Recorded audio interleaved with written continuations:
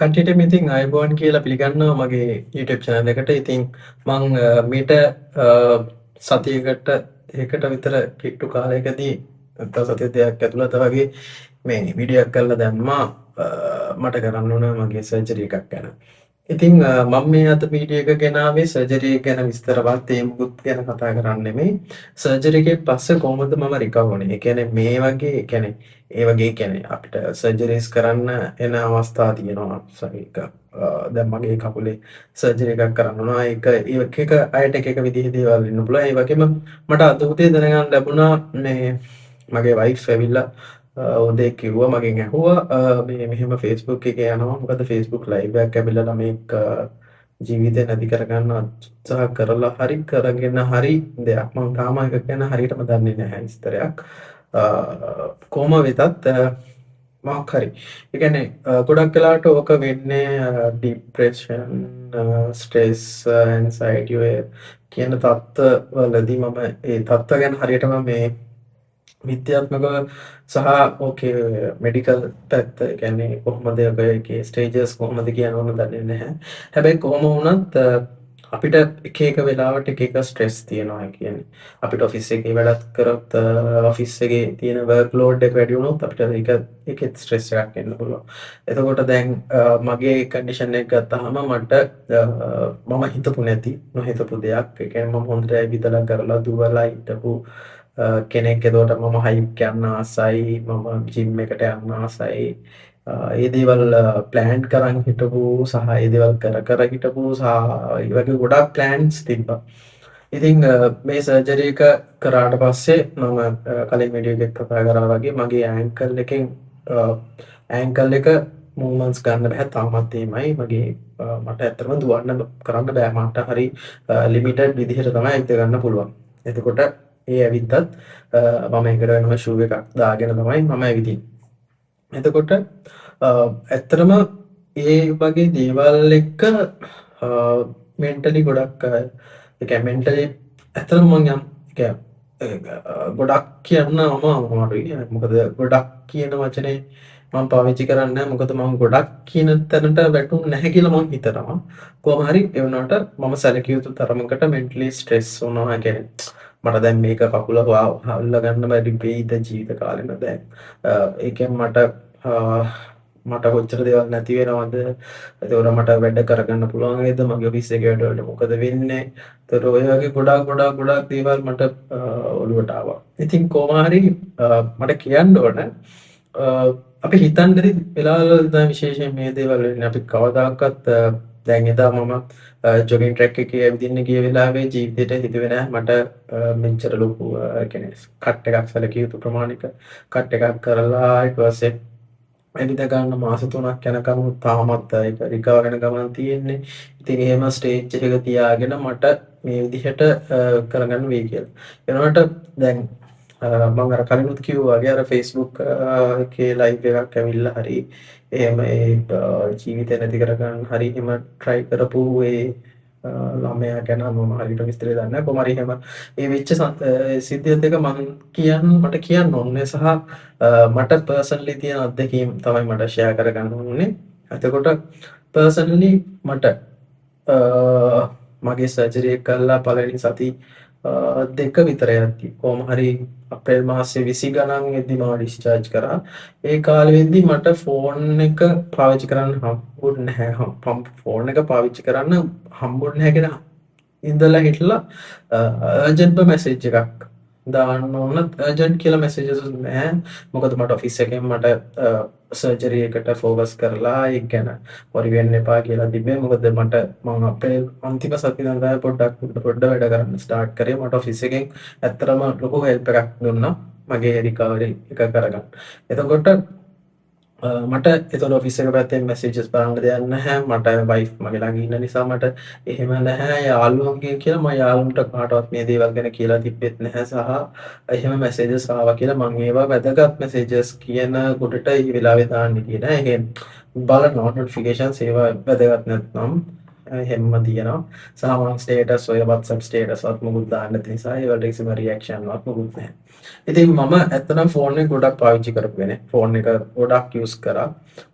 ඒ වුණාට දැන් මේ මාස 3 හැරිලා බලද්දි දැන් අන්තිම දැන් මේ මාස 3 ඇතුළත ස්ක්‍රීන් ටයිම් එක ගත්තාම මගේ සැලකිය යුතු ප්‍රමාණයකින් අඩු වෙලා තියෙනවා. ඒ කියන්නේ දැන් සතියකදී එක දවසකදී ඇවරේජ් ටයිම් එක සාමාන්‍යයෙන් පැය 2කට 2කමාරට ඇවිල්ලා තියෙනවා. සාමාන්‍යයෙන් මම දවසකට පැය 5-6 ඊට වැඩිද මන්ද ෆෝන් එක යූස් කරපු කෙනෙක්. ඒ වුණාට දැන් මේ වෙද්දි ස්ක්‍රීන් ටයිම් එක පැය 2කට පැය සමහරලාට සමහර දවස්වලට පැය ගිය තැන් පාවා තියෙනවා. ෆෝන් එක ඇල්ලෙන්නේ නැහැ. ඒක ගත්තත් ගන්න බොහොම අවශ්‍යම දෙයකට මොකක් හරි මට ඌබ එකක් දාගන්න හරි ඔය වගේ මොන හරිම දෙයකට ගණනව ඇරෙනවා මට අවශ්‍ය වෙන්නේ නැහැ. එහෙම නැත්නම් මේ වගේ වීඩියෝ එකක් කරන්න අවශ්‍ය වුණාම කැමරා එක ගන්න එක තමයි මේ කරගන්න තමයි මට අවශ්‍ය වෙන්නේ. එතකොට මට ඕක හැබිට් එකක් වුණා. ඒ කියන්නේ මොකද මට සති කීපයක් මම ඒක පාවිච්චි නොකර ඉඳලා මට ඒක අවශ්‍යතාවය මට ටික ටික මගේ ඔළුවෙන් මට ඒක ඉල්ලන එක නැවතුණා. ඉතින් ඒක මම දකින්නේ අතර මට වෙච්ච මේ සර්ජරි එකෙන් මට මගේ ජීවිතේට වෙච්ච හොඳ දෙයක් විදිහට. මම ඒක පොසිටිව්ලි දකිනවා.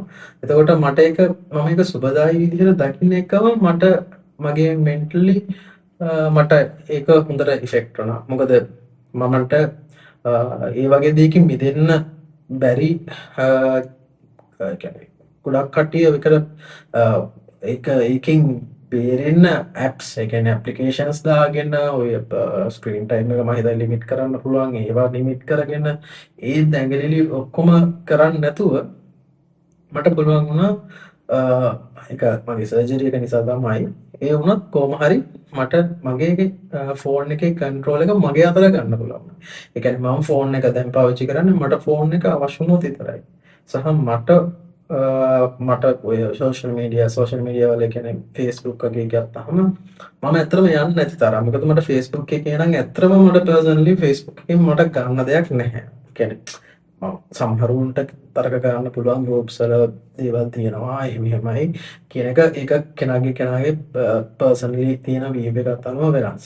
ඒ වුණාට මට පර්සනලි මම Facebook කියන්නේ මම නම් දකින්නේ දැන් මට පර්සනලි මම පොත්කලිකව ගත්තාම ඒ කියන්නේ Facebook එකේ මගේ account එකේ ඉන්න ෆ්‍රෙන්ඩ්ස් ලගේ කන්ටෙන්ට් දේවල් ෆීඩ් එකේ පෙන්වන්නට වැඩිය ගොඩක් වෙලාවට පෙන්වන්නේ සජෙස්ට් වෙන කන්ටෙන්ට්. ඒතකොට මම ආස නැහැ. ඒ කියන්නේ මට මේ දේවල් අදාළත් නැහැ සමහර වෙලාවට. ඉතින් මම ආස නැහැ නිකන් බොරුවට නිකන් මට අදාළත් නැති ආසත් නැති කැමති නැති දේවල් පුරව ගන්න Facebook එකේ. ඉතින් එහෙම බැලුවගේ මට එකේ ඇති වැඩකුත් නැහැ. ඉතින් ඒ Facebook නම් මට කොහොමත් වෙන්නේ නැහැ. වෙබ් එකෙන් ගියත් ඒ කියන්නේ ලැප් එකෙන් ගියත් වෙන්නේ නැහැ. එතකොට මම ගොඩක් වෙලා ටයිම් එක ස්පෙන්ඩ් කරේ ෆෝන් එකේ ස්පෙන්ඩ් කරනවා නම් ෆෝන් එකෙන් නිකන් හරි ගියා නම් ගොඩක් වෙලාවට මම වැඩිපුරම පාවිච්චි කරේ YouTube එකට ගියා. YouTube එකෙත් මගේ ෆීඩ් එක කියන්නේ මට සජෙස්ට් වෙන වීඩියෝස් ගොඩක් වැදගත් වීඩියෝස් ඒ කියන්නේ මොටිවේෂනල් වීඩියෝස් එහෙම නැත්නම් ටෙක් රිලේටඩ් වීඩියෝස් එතකොට ඒ වගේ සිංහල ඉංග්ලිෂ් එහෙම පැත්තෙම ඒ වගේ මම සබ්ස්ක්‍රයිබ් කරලා තිබ්බෙත් බොහොම සුළු ප්‍රමාණයක් මට අවශ්‍ය ප්‍රමාණය YouTube channel එකේ මගේ YouTube account එකට මගේ සබ්ස්ක්‍රයිබ් කරලා තිබේ ඒ ගැලපෙන කට්ටිය මට අවශ්‍ය ප්‍රමාණය කට්ටිය විතරයි. ඒ කියන්නේ හැම channel එකම සබ්ස්ක්‍රයිබ් කරගෙන එහෙම හිටියේ නැහැ. ඉතින් ඒක නිසා මට ගොඩක් වෙලාවට සජෙස්ට් උනේ අවශ්‍ය දේ අවශ්‍ය කන්ටෙන්ට් එක. එතකොට ඊට අමතරව මම සෝෂල් මීඩියා වල යූස් කරේ X ඒ කියන්නේ Twitter එක යූස් කරා. එතකොට මට එතනදී හම්බෙච්ච ගොඩක්ම දේ තමයි අපිට අර එකේ මම හිතන්නේ පුළුවන් අපිට යූස් කරන්න ටයිම් ලයින්ස් කියලා වෙනම. එතකොට ටෙක් ඊට පස්සේ ඒ වගේ software AI එහෙම කියලා ටයිම් ලයින්ස් වෙනනම මම හිතන්නේ ඒකට කියන්නේ නම ටයිම් ලයින්ස් මම වැරදි නැත්තම්. ඒවා වෙනවනම feeds අපිට හදා ගන්න පුළුවන්. එතකොට මේ feed එකට ගියාම මේ feed එකේ තියෙන තනිකර related දේවල් එතකොට ඒ updates ටික බලාගත්තම බොහොම ඇති මට. එතකොට ගොඩක් වෙලාවට මම ටිකක් අර ඔෆිස් යන කාලේ නම් මම ෆිසිකලි ආපු ගමන් ඔය නිවුස් බැලුවා කරා. හැබැයි ගෙදර ඉඳලා මට නිවුස් බැලුමම නැහැ. ඊට පස්සේ මම හොස්පිටල් එකෙන් ඩිස්චාර්ජ් වෙලා ගෙදර ආවට පස්සේ හොස්පිටල් එකේ ඉන්නකොට නම් මට හොස්පිටල් බෙඩ් එක ඉස්සරහා කෙලින්ම ටීවී එක තියෙනවා. ටීවී එක බලලා එක එක channels බල මේ ෆුට්බෝල් මැච් එකක් හරි මොකක් හරි තියෙන දේ බලාගෙන තිබ්බා. ඒ වුණාට ගෙදර ආවට පස්සේ මට එහෙම කන්ඩිෂන් එකක් තිබ්බේ නෑ. and ඉස්සරහා ටීවී එකක් නෑ. ඉතින් ඒ අතර වාරේ මම මට තිබ්බ දේ තමයි මං ඒ වෙලාවේ මට ගොඩක් වෙලාවට මං ඒ වෙලාවට මෙන්ටලි එක දේවල් හිතනවා අයියෝ දැන් මට මේක කරගන්න බෑ මේ දේවල් කරගන්න බෑ දැන් මම කොහොමද ඒ දේවල් මම පුළුවන් තරම් හිතන දේ අඩු කරගන්න මං කරපු දේ තමයි මම පොත් කියවුවා පොත් කියන්නේ අර ලොකු මහා දාර්ශනික පොත් නෙමෙයි කියන්නේ ලොකු පොත් නෙමෙයි කියලා කියන්න බෑ නෑ ඒනට ගොඩක් අර දේවල් නෙමෙයි කියන්නේ මම කිව්වේ කතා පොත් කියන්නේ නව කතා එතකොට නව කතා කිව්වොත් හොඳ ප්‍රබන්ධ ඒ කැටගරියකට එතකොට ඔය ගොඩක් ප්‍රසිද්ධ ලේඛකයින් ගොඩක් දක්ෂ ලේඛකයින්ගේ තියෙන ලියුණු මේ පොත් මාණික්කාවත ඩේල් කට්රෝල් ඊට පස්සේ මන්දෝදරි වගේ පොත් කීපයක්ම මම ඉන්න ගමන් කියවුවා. ඉතින් ඔහොම පොත් කියව ඉන්නවා ඊට පස්සේ ෆෝන් එකත් ගොඩක් ලිමිටඩ් මට අවශ්‍ය වුණොත් ෆෝන් එක මොකද ගෙදර ආවත් මට ඕන වෙලාවට මට මගේ ෆෝන් එක ගන්න බෑ මම වයිෆ්ට කියලා හරි චාර්ජ් කරගෙන බැටරි වහලා තිබ්බා වයිෆ්ට කියලා චාර්ජ් කරගන්නවා ආයි චාර්ජ් වුණාට පස්සේ ගන්නවා එහෙම තමයි යුසේ ඊට පස්සේ කොහොම හරි මට මම ටික ටික ජොබ් එකේ වැඩ ඉමීට ස්ටාර්ට් කරන් ගියා ඉතින් ඒ අතරමැදදී මට තිබ්බ පොඩි අචීව්මන්ට්ස් ටිකක් මං ආස කරපු අචීව්මන්ට්ස් ටිකක් කරගන්න. ඉතින් මං ඒවා ඒ දවස්වලත් ඉන්න ගමන් ඒ කියන්නේ මට මේ සර්ජරි එක මේ ඉන්සිඩන්ට් එක වෙන්න කලින් ඉඳනොත් මම ප්ලෑන් කර හිටියේ මේ දේවල් ගන්නවද ගන්දෝ නොගන්දෝ කියලා අන්න ඒක නෑ තමයි මම හිතේ ගන්නවද නැද්ද කියලා දිගිඩියාවේ.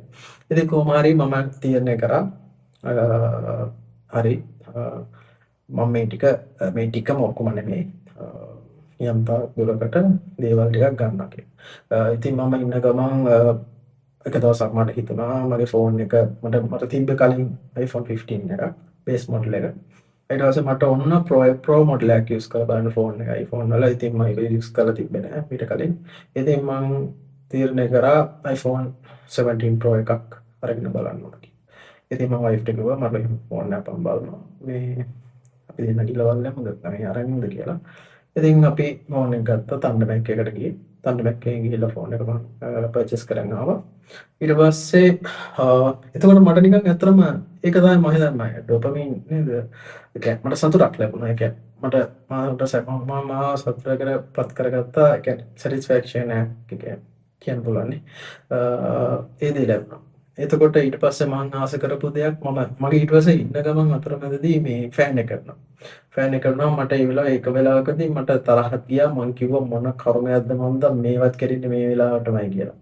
ඉතින් ඒ අතරමැදදී දැන් ඊට පස්සේ දැන් ෆෑන් එක මම එතනත් මම පොඩ්ඩක් අර ස්ට්‍රෙස් වෙලා ටිකක් ඔෆිස් ටයිම් එක ඔෆිස් ටයිම් එකෙන් ඉවර වෙලා යන්නත් ඕන දැන් ෆෑන් එකක් බලන්න අපේ ගෙවල් ළඟ සෙන්ඩ් එක තිබ්බ වෙලාවට ඒක ළඟම නෙමෙයි සරකි පොඩි දුරක් යන්න ඕන ඊට පස්සේ අත්තිඩියේ සිංග එකට ගියා සිංග එකට ගියාට පස්සේ කොහොම හරි ෆෑන් එකක් බැලුවා ෆෑන් එක බල ඉන්න අතර වාරේ සයිට් එක මම දැක්ක බැනර් එකක් තියෙනවා ස්ටාර්ලින්ක් එක මට පොඩි ආසාවක් තිබ්බා ස්ටාර්ලින්ක් එකක් ගන්න කාලයක් තිස්සේ බල හිටියා මිසක මම මොක කරන්න ගියේ නැහැ සහ එක අයගේ රිවිව්ස් කට්ටිය දාන රිවිව්ස් දාලා හිටියා මටත් දැන් රිවිව් එකක් කරන්න පුළුවන් ලෙවල් එකක් තියෙනවා මොකද මම එක මාසයකට වැඩි කාලයක් දැන් පාවිච්චි කරලා තියෙනවා. ඉතින් මම ඒකට වෙන වීඩියෝ එකක් කරන්න.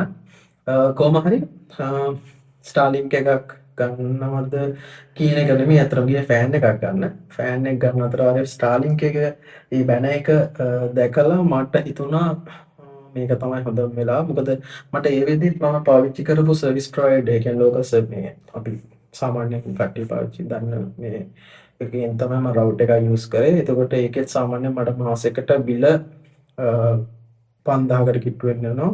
එතකොට මම ගෙදර ඉඳන් වැඩ කරපු නිසා එතකොට ඒක නිසා ටිකක් යූසේජ් එක වැඩි. එතකොට data add-ons වලට එකතු වෙලා කොහොම හරි add-ons වලටත් මම හිතන්නේ වෙනම tax calculator කරනවා. එතකොට කොහොම හරි අන්තිමට 10000කට කිට්ටු වෙන බිල්ලක් ආවා. මගේ මන මතක විදිහට. 10,000කට කිට්ටුව හෝ 10,000කට වැඩි හෝ 10,000ක් වගේ හරි වගේ බිලක් ආවා කොහොම හරි. ඉතින් ඒ බිල ආවට පස්සේ කොහොම හරි මම කල්පනා කළා ඉතින් 10,000යි මේක 9,200යි. ඒ කියන්නේ රෙසිඩෙන්ෂල් ලයිට් කියන පැත්තේ ස්ටාර්ලින්ක් ලයිට්. ඉතින් 9,200යි. ඉතින් මේක අන්ලිමිටඩ්. දැන් අරකේ එහෙම නැහැ ලිමිටඩ්. ඒ කියන්නේ 10 GB 200 පැකේජ් එකක් තිබ්බේ.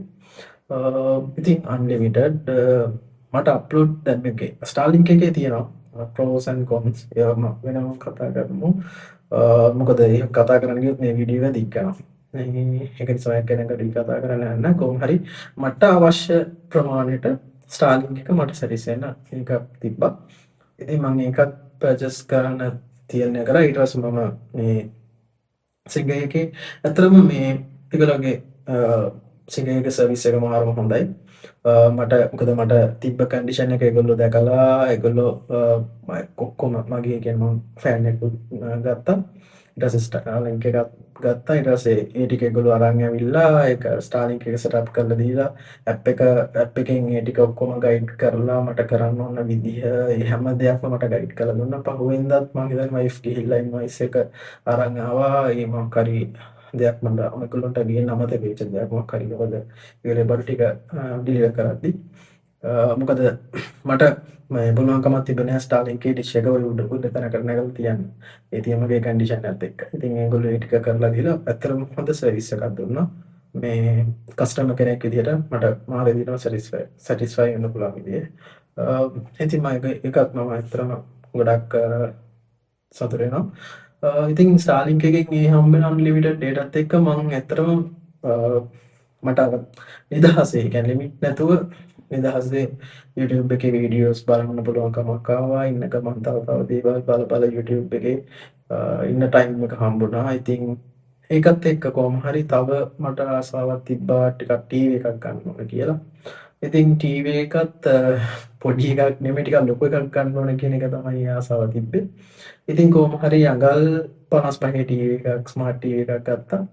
ඉතින් ඒකත් එක්ක දැන් ඔන්න ඔය තුන තමයි ඉතින් අර පොඩි පොඩි කියන බැලු කියන බෑක කෙනාගේ කෙනාට දැන් මට ඒ දේවල් ලොකු වෙන්න පුළුවන් සමහර කෙනෙක්ට මේ අචීව්මන්ට්ස් කියන දේවල් අඩි පොඩි දේවල් වෙන්න පුළුවන් සාපේක්ෂයි හැම දෙයක්ම. ඉතින් මට මේ ඇත්තම ලොකු අචීව්මන්ට්ස් මගේ මොකද මට මම ඒ වෙලාවෙත් මම ට්‍රීට්මන්ට්ස් තාමත් ගන්න ගමන් මොකද මම ඩොක්ටර් අපොයින්ට්මන්ට්ස් වලට යනවා මට ඒවලට වියදම් යනවා. ඒ දේවල් අතර මම මේ දේවල්ත් මම බැලන්ස් මැනේජ් කරගත්තා. ඉතින් මට ඒකත් එක මට සතුටුයි. ඒතර මම අද කතා කරන්නේ එදා සර්ජරි එකෙන් පස්සේ සතියක් කාලයක ඇතුළතදී වගේ දෙකකදී හිටපු අර මෙන්ටලි ඩවුන් වෙලා මට නැගිට ගන්න බෑ. ෆිසියෝതെරපි කරන්න ෆිසියෝതെරපිස්ට් ඇවිල්ලා කතා කරත් කිසිම හිතක් නෑ ඒක කරන්න. එහෙම හිටපු එක නෙමෙයි. දැන් මම ඇවිදලා යන්න මම තනියම සමහරවිට හිටපුවාම යනවා. මේ ළඟදිත් පාව කේබල් එකක් ගන්න මේ කඩේකට ගියා මම තනියම මං යනවා. දැන් මට ඒක දැන් මම ලයිෆ් එකේ එක මං ප්‍රශ්නයක් කරගන්න නැහැ. මට ඒක බැරි එකක් කරගන්න නැහැ. මගේ කකුලේ තියෙන එක හරිය දැන් ඉතින් කරන්න දෙයක් නැහැ. අපිට වෙනදී ඒක අපිට ඇක්සෙප්ට් කරන්න වෙනවා. අපිට මේක සමහර විට බරපතල දෙයක් වෙන්න පුළුවන්. සමහර විට ජීවිතය අහිමි වෙනවක් වෙන්න පුළුවන්. අපි දන්නේ නැහැ. මොකද මමත් මොන වෙලාවකත් හිතුවේ නැහැ මට මේ වගේ දෙයකට මුහුණ දෙන්න වෙයි කියලා. ඒ කියන්නේ ඇවිදින්න ගිහිල්ලා ඒ වගේ ඉන්සිඩන්ට් එකකට මුහුණ දෙන්න කියලා. හැබැයි ඉතින් අර අපි හිතන දේම වෙනවා නම් ඉතින් ලෝකෙ ගොඩක් හොඳයි. හිතන හැම දෙයක්ම වෙන්න පුළුවන් නම්. ඉතින් අපි හිතන හැම දෙයක්ම වෙන්නේ නැහැ. හැබැයි උන දේවල් එකම දේ අපි ඇක්සෙප්ට් කරලා අපි ඒ දේවල් ඉස්සරහට යන්න පුළුවන් එක තමයි වටින්නේ. ඉතින් කොහොම හරි මට ඇත්තටම මගේ වයිෆ් ගොඩක් සපෝට් වුණා. ඔෆිස් එක දෙමව්පියෝ හැම දෙනාම මට සපෝට් වුණා. ඒ කියන්නේ මගේ උදව්වට හිටියා. ඉතින් ඒක නිසා මට මේක තනියම ආපු ගමනක් නෙමෙයි. ඉතින් මට කියන්න තියෙන්නේ ඉතින් අර දැන් ගොඩක් වෙලාවට කට්ටිය ස්ට්‍රෙස් වෙන්න පුළුවන් ඔෆිස් එකේ වැඩ ඊට පස්සේ සමහර වෙලාවට අසනීපතත් එක්ක සමහර වෙලාවට එක එක දේවල් මත ස්ට්‍රෙස් වෙන්න පුළුවන් ડિප්‍රෙෂන් ඇන්සයිටි හැදෙන්න එක රෝග ලක්ෂණ මෙන්ටලි ඇති වෙන්න පුළුවන් ෆිසිකලි ඇති වෙන්න පුළුවන් ඒවා ඇති වෙන්න පුළුවන් අනිවාර්යයෙන් කිසිම ප්‍රශ්නයක්. ඒ කියන්නේ ඒක මොකද තෝරලා බේරලා ඇති වෙන ලෙඩ නෙමෙයි. ඉතින් ඒව ඇති වෙන්න පුළුවන්. හැම වෙලෙම අපිට ඇති වෙන්න පුළුවන් වගේම ඒ වලින් අපිට රිකවර් වෙන්නත් පුළුවන්. ඒක නිසා කවමදාකවත් මම කියන්නේ ජීවිතේ පරාජය කියන දේ ඇක්සෙප්ට් කරන්න එපා. ඒ කියන්නේ කොච්චර තමන්ව අපි කියන්නේ අපේ ලයිෆ් එක අපි ටෙස්ට් කරලා බලනවා කියලා. එතකොට ඒ ටෙස්ට් කරන ඒ ටෙස්ට් වලදී ෆේල් වෙන්න යන්න එපා. පුළුවන් තරම් කොහොම හරි කොච්චර දැන් අපි ගම වතුර ආවා. එතකොට ඒ වගේ එක පීඩන නම් ආවත් අපි ආයෙ පාරක් නැගිටලා හිටියා වගේ අපි ලයිෆ් එකේ වුණා එක එක ප්‍රශ්න ආවා කියලා අපි එහෙම වැටෙන්න අවශ්‍ය නැහැ. ඒක අපි ආයෙ රිකවර් වෙන එක තමයි කරන්න එකම දේ කියලා තමයි මම විශ්වාස කරන්නේ. ඉතින් රිකවර් වෙලා ආයෙ සුපුරුදු විදියට වැඩ ටික කරගෙන යන්න තියෙන්නේ. ඉතින් මම කියන්නේත් ඔය වගේ ඔයගොල්ලෝ මොන හරි මන්දේකදී ඔයගොල්ලෝගේ වැඩ කරන ආයතනයක හරි මොක හරි ඔයගොල්ලෝ ස්ට්‍රෙස් වෙලා ඉන්නවා නම් මේ වීඩියෝ එක උදව්වක් වෙයි කියලා මම හිතනවා. ඔයගොල්ලෝ දැන් මට මගේ කකුල සර්ජරියක් කරපු නිසා මට ඇවිදින්න කරන්න එහෙම බෑ ගොඩාක්ම ලිමිටඩ්. එතකොට මට තිබ්බ දේවල් තමයි ටීවී එකක් බලන එක. ඒකයි මම ටීවී එකක් ගත්තේ. එතකොට මට දේවල් බලන්න නම් හොඳ කනෙක්ෂන් එකක් තියෙන්න ඕන. ඊට පස්සේ ෆෝන් එක නම් මම ඇත්තටම මට වැඩක් නැහැ. ෆෝන් එක වැඩක් නැහැ කියන්නේ ෆෝන් එක වැඩක් නැහැ කියලා පැත්තකට දානවා කියන එක නෙමෙයි. කියන්නේ ඒක මට තිබ්බ ඩ්‍රීම් එකක්. ඉතින් ඒක මම ගත්තා. එතකොට ටීවී එකයි නම් ගොඩක් වෙලාවට මේ කනෙක්ෂන් එක එනවා මට වැදගත් වෙන්නේ මට YouTube එකේ මොනවා හරි බලන්න ඊට පස්සේ කනෙක්ෂන් එක අන්ලිමිටඩ් නිසා ඒවා. ඉතින් දැන් මේ සර්ජරි එකක් මෙහෙම මොකුත් ප්‍රශ්න නැති කට්ටියට ඕන තරම් ඔප්ෂන්ස් තියෙනවා. ඔය කඳු නගින්න පුළුවන්.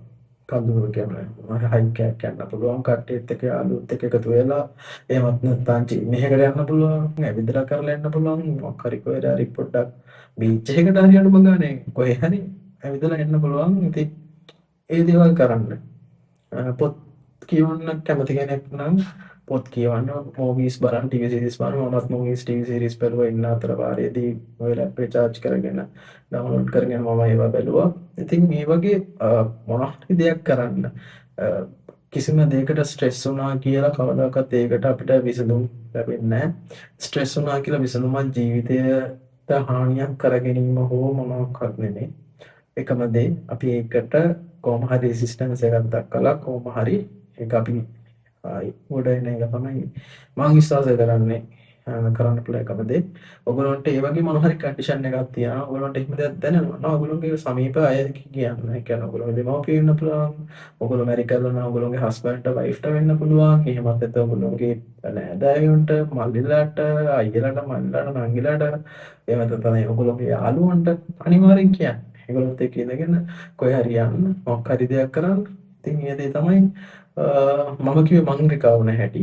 ඉතින් ඔයගොල්ලන්ට ඒක වෙනස් විදියකට ඒක කරන්න පුළුවන් අවස්ථා තියෙනවා. සහායකයෙක් කෙනාගෙන් කෙනාට ඒක වෙනස්. ඉතින් එහෙම කරන්න අනිවාර්යෙන් මේ දේවල් වලට ජීවිතය නැති කර ගැනීම කියන දේ නම් ජීවිතයට හානි කර ගැනීම කියන දේ නම් මත කරන්නේ පුළුවන් තරම් සෝෂල් මීඩියා වලින් අවම වෙන්න කියලා තමයි මම නම් පුළුවන් තරම්ම කියන්නේ. මොකද ඒක ඇත්තරම එච්චරම එහෙම මම නම් දකින්න තරම් වැදගත් කමක් නැහැ. හැබැයි ඒක කවුරු හරි ඒකට තර්ක කරනවා නම් ප්‍රශ්නයක් නැහැ. ඒක පාවිච්චි කිරීම ඒක ඔයගොල්ලෝගේ කැමැත්තක්. ඒක මට බල කරගීමක්වත් මොකද කියන්න බෑ. හැබැයි ඉතින් ඊට වැඩිය දේවල් ජීවිතේ අපිට විඳින්න තියෙනවා. ඉතින් මේ දේවල් ඉඳලා ලස්සනට ජීවත් වෙන්න තමයි. ඉතින් තවත් මේ වගේ වීඩියෝ එකකින් විශේෂයෙන් ස්ටාර්ලින්ක් එක ගැන මම වීඩියෝ එකක් කරන්න හිතාගෙන ඉන්නවා. ඉතින් අපි මේ වීඩියෝ එකෙන් අපි ඉක්මනටම හම්බෙමු.